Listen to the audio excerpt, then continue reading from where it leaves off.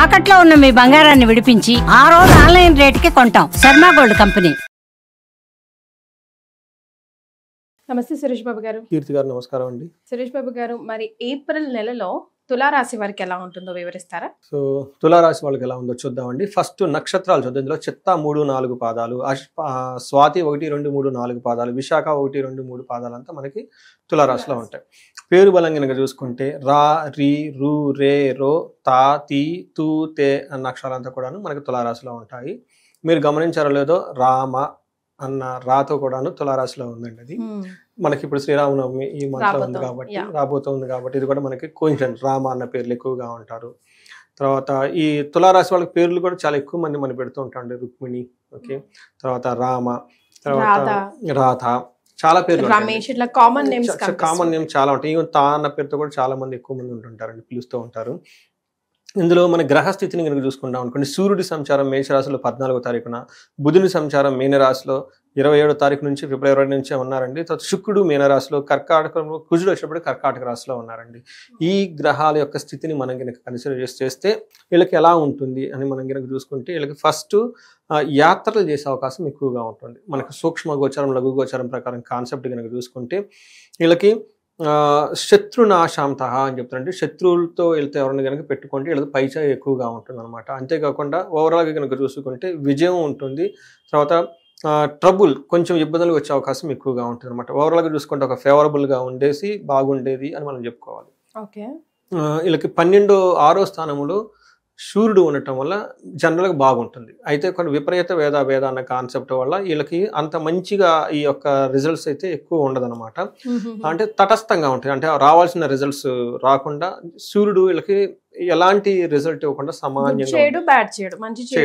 అంటే వచ్చే రిజల్ట్ ని కొన్ని వేరే గ్రహాలు ఆపేస్తాయి, అడ్డం ఉంది. దీన్ని వేద అంటారు. చాలా మందికి అది కరెక్ట్ గా ఐడియా తెలియదు. బట్ ఇదేమంటే మీరు నేను మాట్లాడుకుంటున్నా, మధ్యలో వేరే వాళ్ళు వస్తే ఏమవుతుంది, డిస్టర్బెన్స్ వస్తుంది కదా. అది రెండు, ఒకవేళ మంచి ఒకరికి చేయడం అనమాట. జనరల్గా వీళ్ళు సూర్యుడు మంచి చేస్తూ ఉంటారు టైంలో వేరే వాళ్ళు అడ్డుపడుతూ ఉంటారు కాబట్టి అది జరగాల్సిన మంచి జరగదు అనమాట, ఆగిపోతూ ఉంటారు. అందుకని సూర్యుడు తటస్థం అయిపోతాడు. వీళ్ళకి 6వ ఇంట్లో చక్కగా మంచి యోగ్యత ఇవ్వాల్సిన సూర్యుడికి మధ్యలో వేరే గ్రహం అడ్డు రావడంతో ఆ యొక్క ప్రభావం వీళ్ళ మీద పడదనమాట. వీళ్ళకి కరెక్ట్గా అసెస్ చేయలేరు. బట్ ఓవరాల్గా ఎలా ఉంటుందంటే సంతోషంగా, ఒక తటస్థంగా, మనసులో ధైర్యంగా, కార్య అనుకూలంగా ఉండటం, అనుకున్న పనులను అనుకూలంగా చక్కగా చేయటం ఎక్కువగా ఉంటుంది.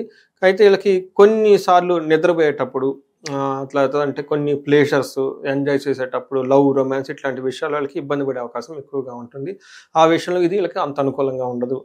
అయితే వీళ్ళకి మార్స్ 9వ ఇంట్లో ఉండటం వల్ల ఏమవుతుంది, 10వ ఇంట్లో ఉండటం వల్ల ఏమవుతుందంటే ఎప్పుడు ప్రొఫెషనల్ రిలేటెడ్ మ్యాటర్స్ లో కొంచెం గొడవ వస్తుంది. శుక్రుడు 10వ ఇంట్లో ఉండటం వల్ల, కుజుడు 10వ ఇంట్లో ఉండటం వల్ల ఇది మిక్స్డ్ రిజల్ట్ అని మనం చెప్పుకోవాలంటే, కరెక్ట్ గా బాగలేదని మనం చెప్పలేం, బాగుందని కూడా మనం చెప్పలేము అనమాట.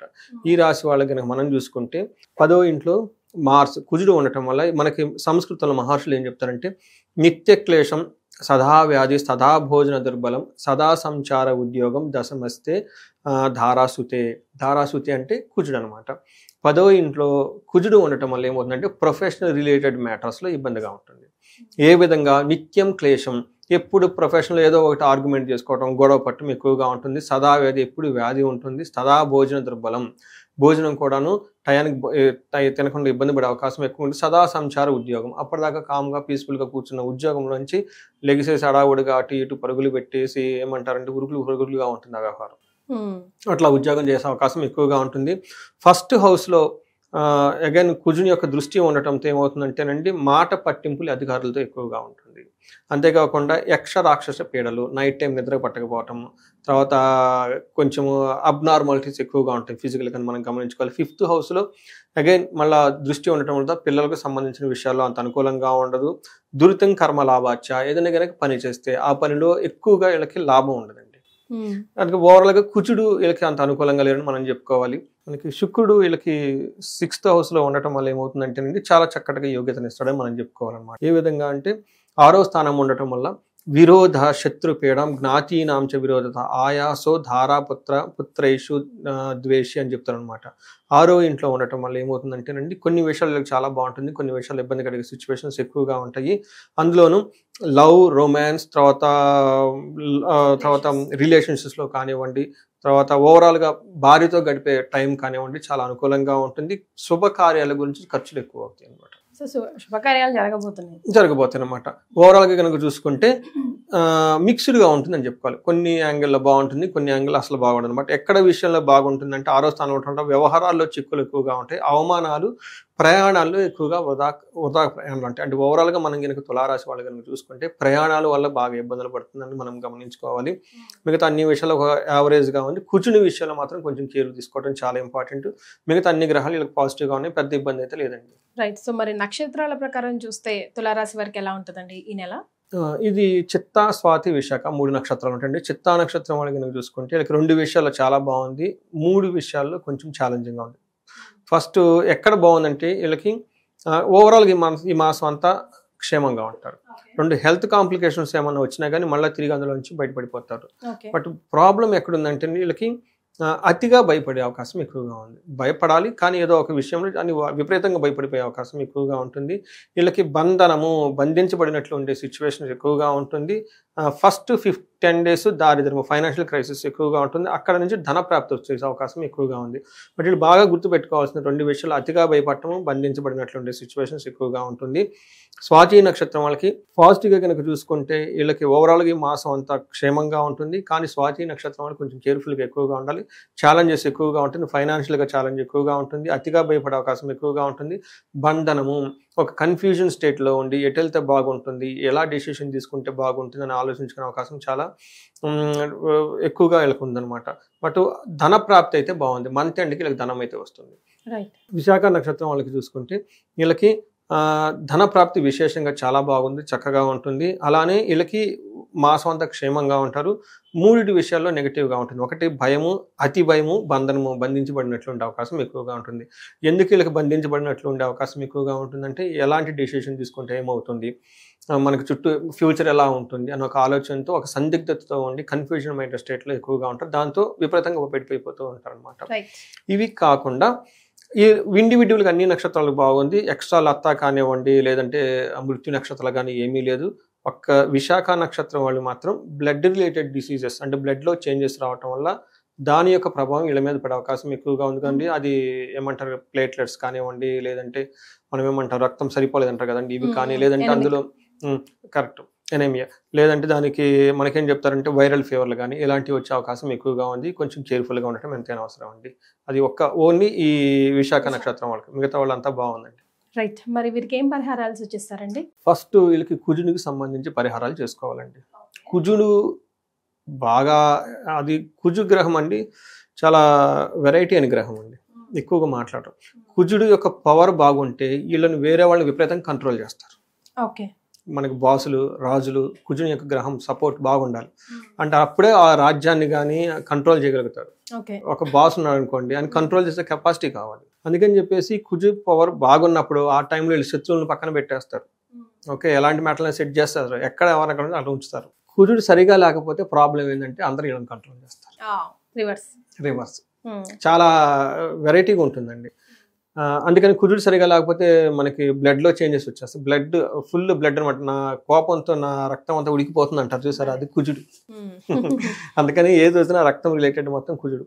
ఇలా కుజుడు 10th హౌస్లో ఉండటంతో ఏమవుతుందంటేనండి, ప్రొఫెషనల్ మ్యాటర్స్లో వేరే వాళ్ళని వీళ్ళు కంట్రోల్ చేస్తారు. Very simple logic. అదే కుజుడు బాగుంటే ప్రొఫెషనల్లో వీళ్ళందరినీ కమాండ్ చేస్తారు. అది బాగలేదు కాబట్టి వీళ్ళందరినీ చేస్తారు. కాబట్టి వీళ్ళు కుజుడికి సంబంధించిన పరిహారాలు చాలా చేసుకోవాలి. వీళ్ళకి బాగా మోస్ట్ ఇంపార్టెంట్ ఏమిటంటే సుబ్రహ్మణ్యేశ్వర స్వామి ఆరాధన చేయటం, సుబ్రహ్మణ్యేశ్వర స్వామి భుజంగ స్తోత్రం చేయటం, సుబ్రహ్మణ్య స్వామి అష్టకం చదవటము, ఇవన్నీ చేసుకుంటూ ఉండాలి. ఇంకా ఎవరైనా కనుక వేరే ప్రాబ్లమ్స్ ఫేస్ చేస్తూ ఉంటే మనకి వాళ్ళ యొక్క సమస్య తీవ్రతను బట్టి, ఎందుకంటే నాకు ఒక ఫోన్ కాల్ వచ్చింది, ఒక లేడీ చేసింది, ఏమంటే బాగా ఫైనాన్షియల్గా ఇబ్బంది పడిపోతున్నానండి, వేరే వాళ్ళని నమ్మి డబ్బులు ఇచ్చానండి, ఆ డబ్బులు ఎప్పుడు వస్తాయండి. నేను అడిగాను, అమ్మ తల్లి ఎంత డబ్బులు అంటే 1,00,000 రూపాయలు అని చెప్పానండి. ఇప్పుడు ఆ 1,00,000 రూపాయలకి నేను పెద్ద హోమం చెప్పాను అనుకోండి, హోమం ఖర్చు ఎక్కువైపోయేది అనమాట. చిన్నగా మీకు చక్కగా ఇంట్లో కూర్చొని సాయంత్రం పడతలో చెట్టుకి దీపం పెట్టుకోండి, డబ్బులు వచ్చేస్తాయి. నెయ్యితో దీపరాజుని వెలిగించేసి వెండి దీపంలో కనకదార స్తోత్రాన్ని బాగా నిష్టగా చదివితే 41 daysలో ధన ప్రవాహం వచ్చి తీరుతుందండి. ఈ 2 టెక్నిక్స్ అండి. ఇది ఫాలో అవ్వండి. ఫాలో అవ్వకపోతే రాకపోతే నాకు మెసేజ్ పెట్టండి, కాల్ చేయమండి. ఎందుకంటే ఇది మనకి డిస్ప్లే డైరెక్ట్ నెంబర్ నాదే కాబట్టి. నేను చాలా మందికి చెప్పానండి. ఉమ్.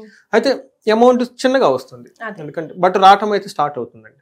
అక్కడ నుంచి వాళ్ళు డీప్గా దాంతోపాటు శ్రీ సూక్తం కానీ ఇంకేమన్నా చదువుకొని అలా కొంచెం అంటే దాంతోపాటు ఇంకా కొన్ని చెయ్యాలండి వాళ్ళు. ఎందుకంటే ఒక పక్క ధనాన్ని అవమానిస్తూ ధనం రావాలంటే ఇట్లా వస్తుందండి. మరి చాలా మంది అది చేస్తూ ఉంటారు తప్పులు. వాళ్ళు మాట్లాడేటప్పుడు నాకు తెలిసిపోతుంది. సో లక్ష్మీదేవి మన దగ్గర ఉండట్లేదంటే అమ్మవారికి మనం కోపం తెప్పించామని అర్థం. Very simple logic. అమ్మవారికి ఎందుకు కోపం వచ్చిందంటే ఒక పక్క మన కాలు ఒక పక్కన ఇన్సల్ట్ చేస్తూ ఉంటే ఎలా వస్తుందండి. అందుకని చెప్పి స్తోత్రాలు అవన్నీ చదవాలి. రెండు మన మైండ్ సెట్ కూడా మార్చుకోవాలి.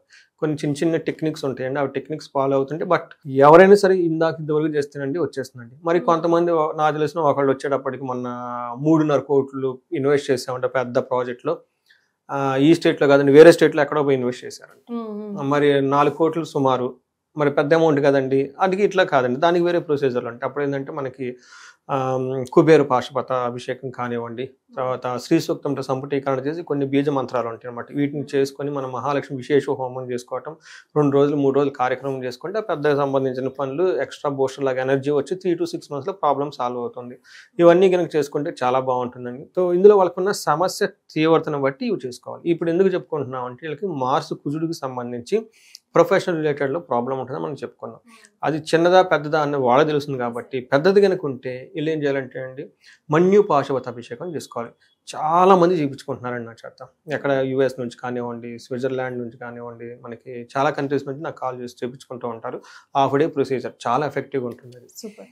ఉగ్ర ఆంజనేయ స్వామికి సంబంధించి రుద్ర మంత్రంతో రుద్రునితో వాళ్ళకి సంపుటీకరణ చేసే పూజ అనమాట. ఇవన్నీ వేద మంత్రాలు వేదాలతో చేసేవి. తర్వాత ఇవి కాకుండా ఇంకొంతమందికి ఏదైనా కనుక ప్రాబ్లం ఉంటే చండీ హోమం చేయించుకోవాలి. ఇంకా ఇది కూడా లేదండి మేము ఇంట్లో చేయించుకుంటే మంచిదండి.